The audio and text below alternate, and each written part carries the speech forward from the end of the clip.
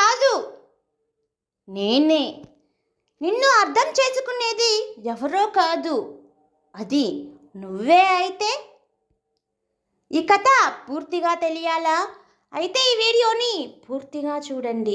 ఈరోజు మనం చెప్పుకునే కథ ఆఖరి మాట, కానీ ముగింపు కాదు. ఒక చిన్న పట్టణంలో అను అనే అమ్మాయి ఉండేది. ఆమె చాలా సైలెంట్, కానీ హృదయం మాత్రం చాలా పెద్దది. ఆమెకి ఒక చిన్న కోరిక మాత్రమే, నన్ను ఎవరైనా నిజంగా అర్థం చేసుకుంటే చాలు. ఇంట్లో అందరూ బిజీ, స్నేహితులు ఉన్న నిజమైన కనెక్షన్ లేదు. ఒకరోజు ఆమె ఫోన్లో ఒక అన్నోన్ మెసేజ్ వచ్చింది. నీకు ఎప్పుడైనా మాట్లాడాలనిపిస్తే నేను ఉన్నాను.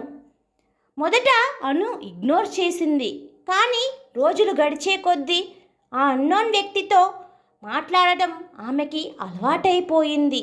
ఆ వ్యక్తి పేరు రాహుల్.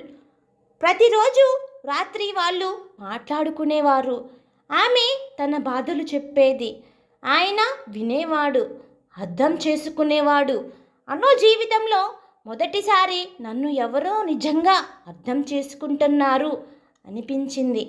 ఆమె నవ్వడం మొదలైంది.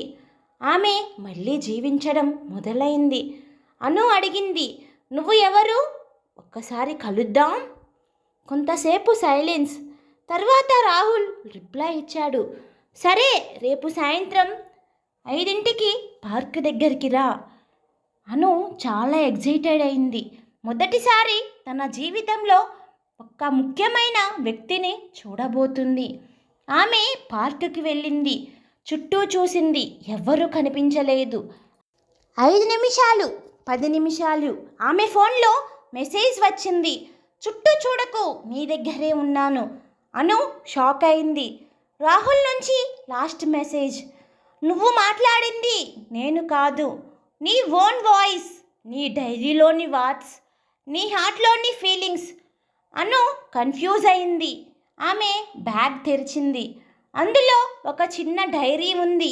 ఆ డైరీలో ఆమె గతంలో రాసిన వర్డ్స్, అదే లైన్స్, అదే ఫీలింగ్స్. ఆమె తనతో మాట్లాడుకుంటూ ఉంది.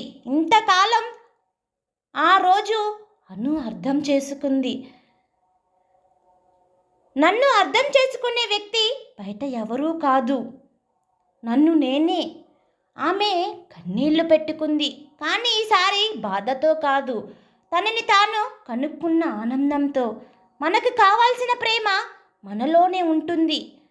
మనల్ని మనమే అర్థం చేసుకుంటే ప్రపంచం సులువుగా మారుతుంది.